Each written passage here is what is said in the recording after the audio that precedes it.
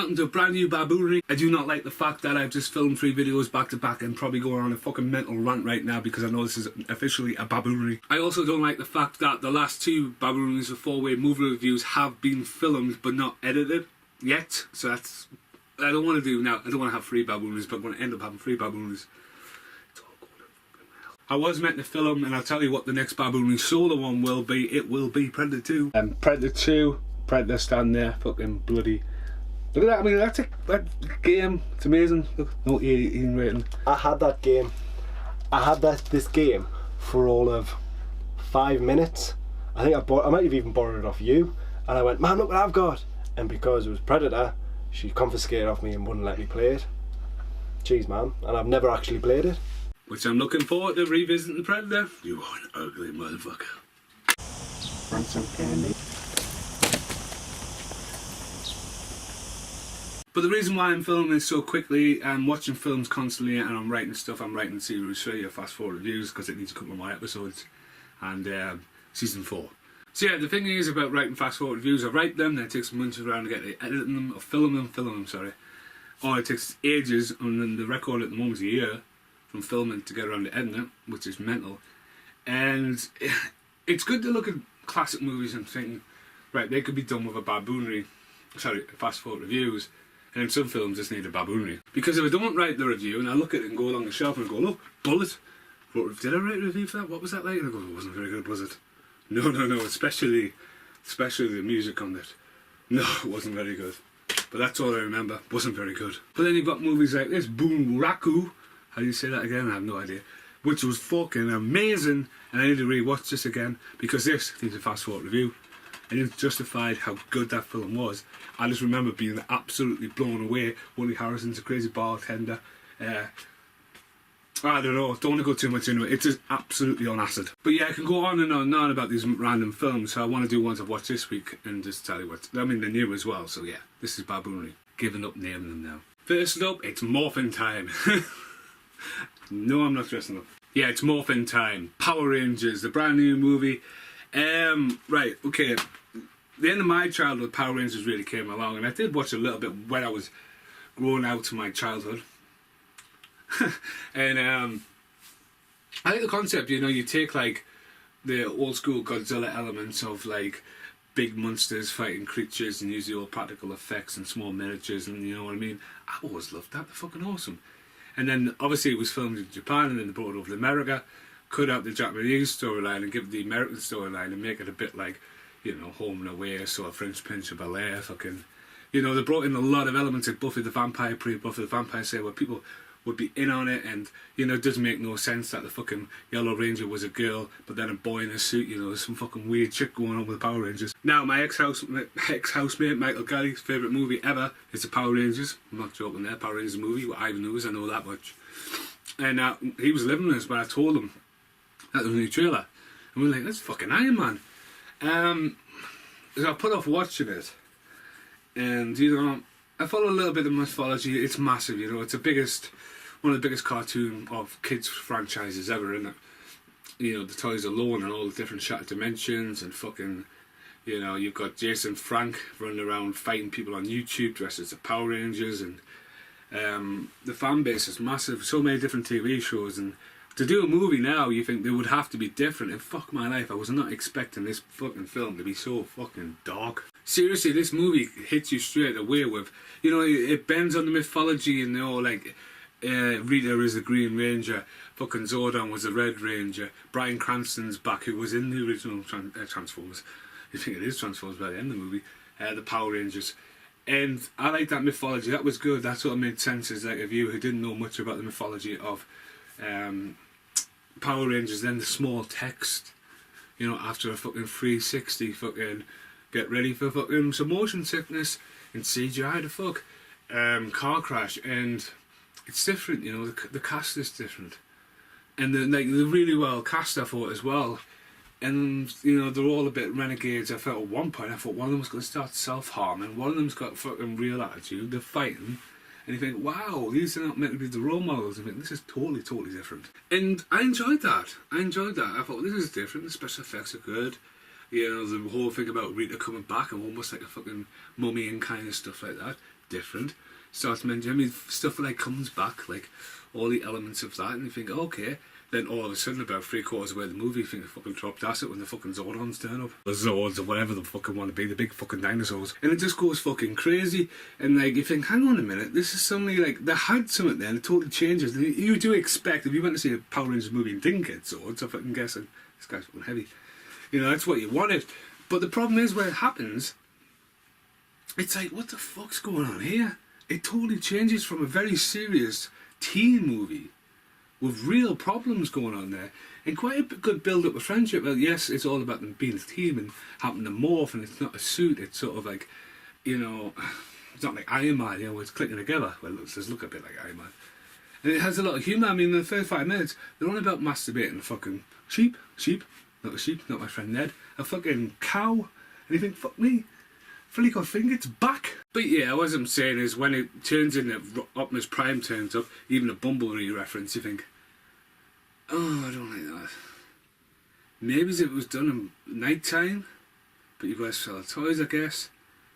But yeah, I mean, it's, if you've any kind of fan, it's worth watching. If you haven't seen it, but you know, it's fucking dark, totally dark. I mean, the guys did a good job, but you know, there will be a sequel apparently.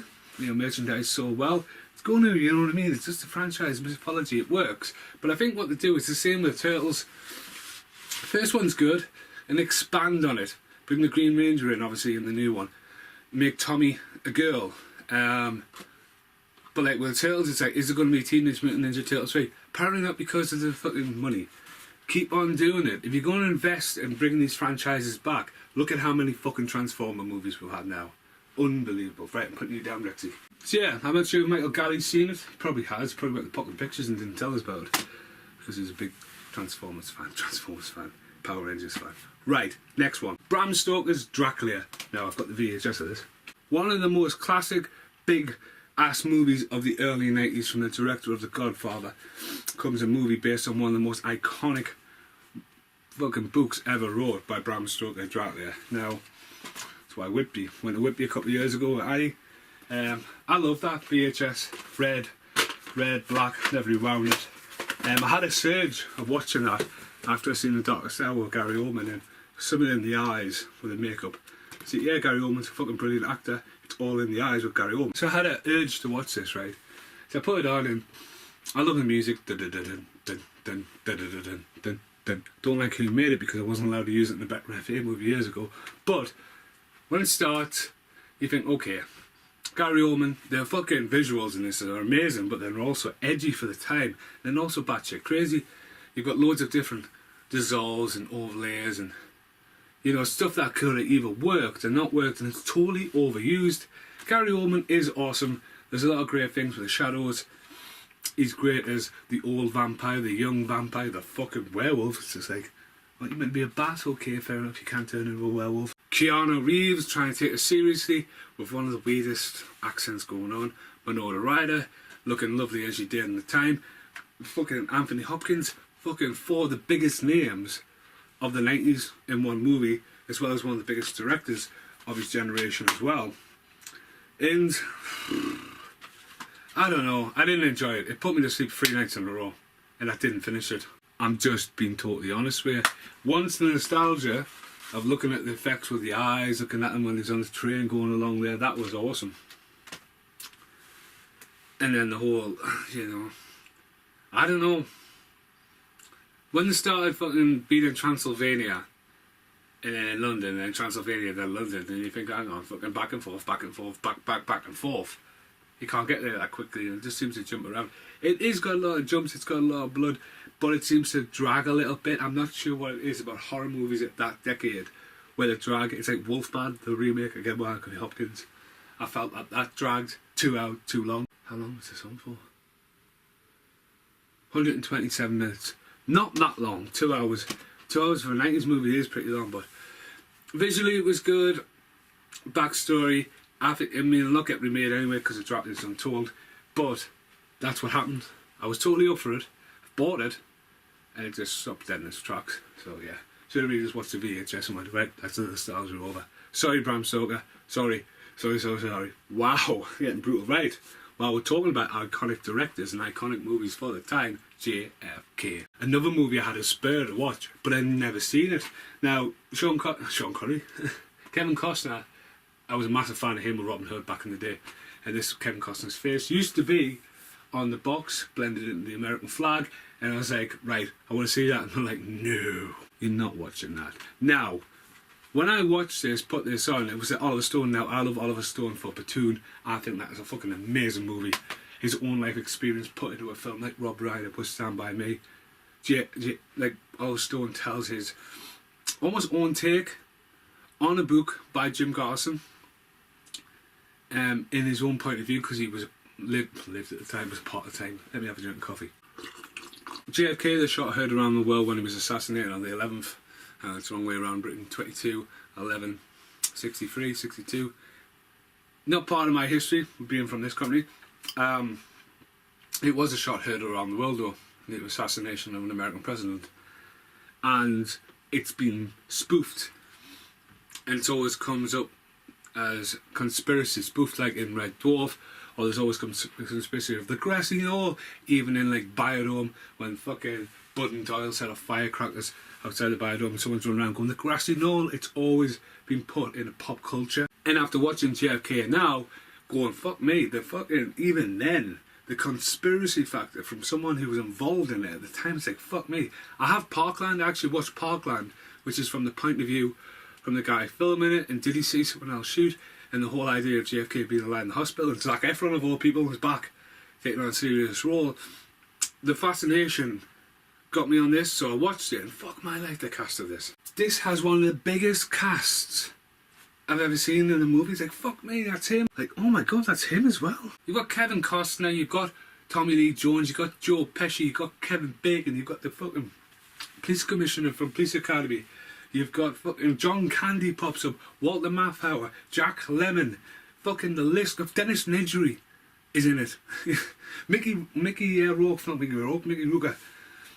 Aye, and the guy from Cliffhanger, the guy from fucking Guardians of the Galaxy, he's in it. Fucking everyone you see is like, fuck me, he's just fucking Gary Oldman's in it. That would have been a corker. I forgot about Gary Oldman being in it. He plays Oswald. It shows you, so is JFK's in it, he's in it as well. It shows you what was going on at the time, the Cuban Missile Crisis, or whatever that was, the fucking Vietnam. It fucking goes through it, uses nostalgia, not nostalgia, real life footage, shows you the times, and it expands Donald Sutherland's in it. And it shows you, in true fact, it totally blends fact with fiction. But it took me 4 nights to watch this, because this is the director's cut, and it just so happens to be on for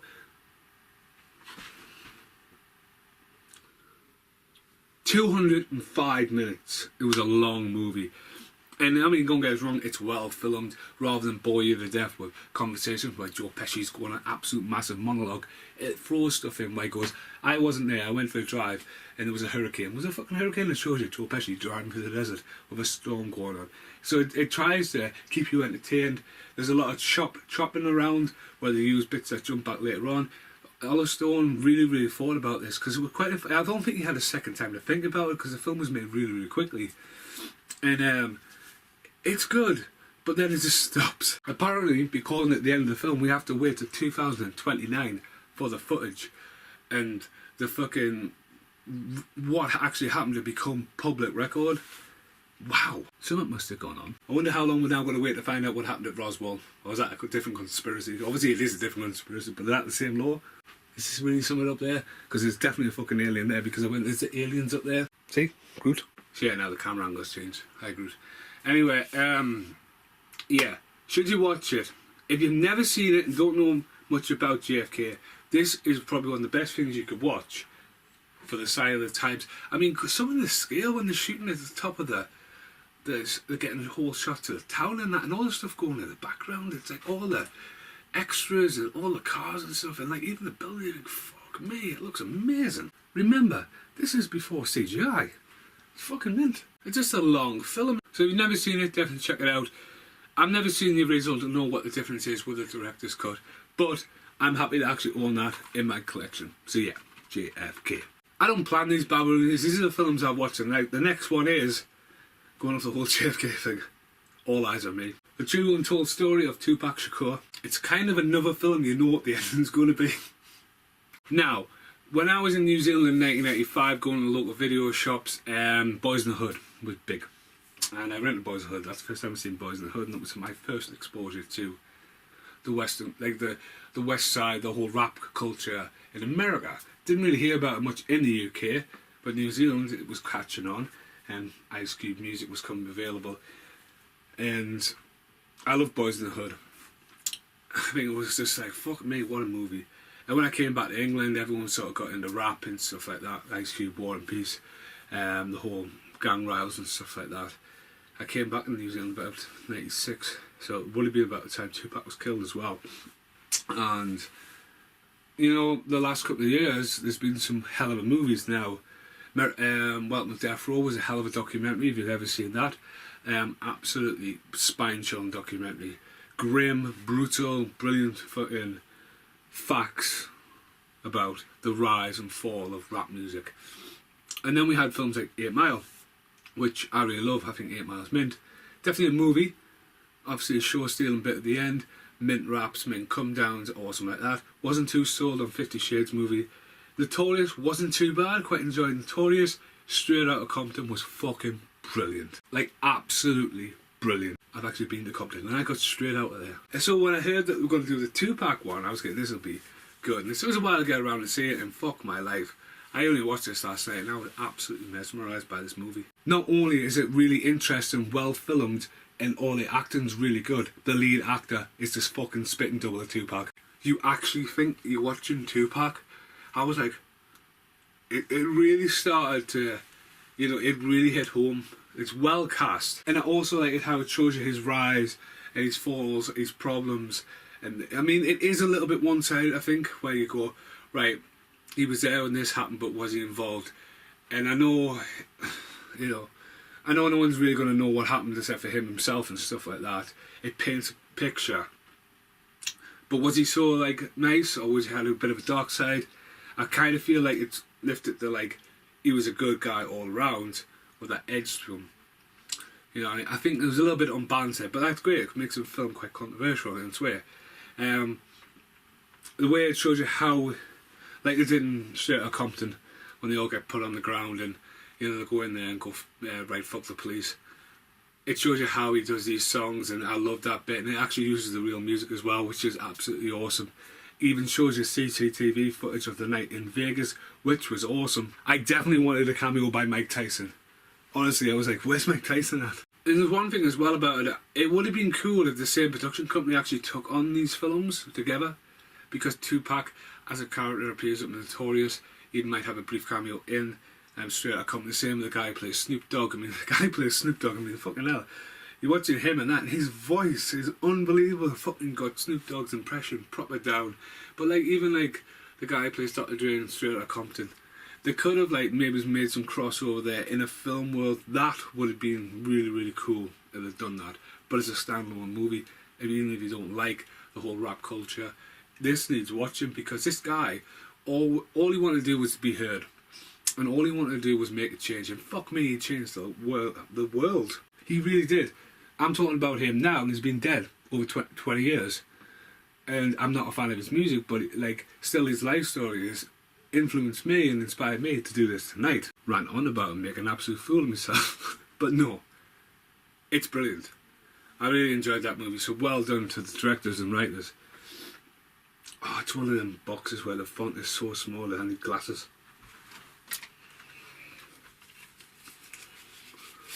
All eyes on me. Nah, I still can't say it. But yeah, it looks a spitting double of it. But if you haven't seen it, Welcome to Death Row, I highly recommend that one. Yeah, what an absolute film. Well done to the actor as well. I'll probably butcher the guy's name. Fuck me, why have I got these glasses on trying to read this? I can't even pronounce your name. I'm going to put your name at the bottom here. Ship Jr., like big long word, sorry. Them, I don't want to butcher people's names, but yeah. Absolutely awesome film. I'm actually buzzing off that from last night. So yeah, this has been the new Baboonery for Power Rangers. Bram Stoker's Dracula, JFK, and All Eyes on Me. As I say, it's good to do these, even though it's taken us a while to get around to filming. But away from fast forward reviews, I am enjoy doing these. Fast forward reviews, once I've filmed them, I've then got to put them in order. I've then got to point to stuff and put people's names up stuff. I've then got to bring them down. I've then got to get them passed by the magazine, going, oh, you can't say that. So that's why I wanted to make them more edgier. But I think fast forward reviews will become a monthly thing rather than just a full-on 24 episodes. And these will just come out whenever. So if you like them, like the video, subscribe to the channel, fuck knows what's next. Give us some recommendations. Fuck yeah, Baboonery. Thanks for watching. Goodbye.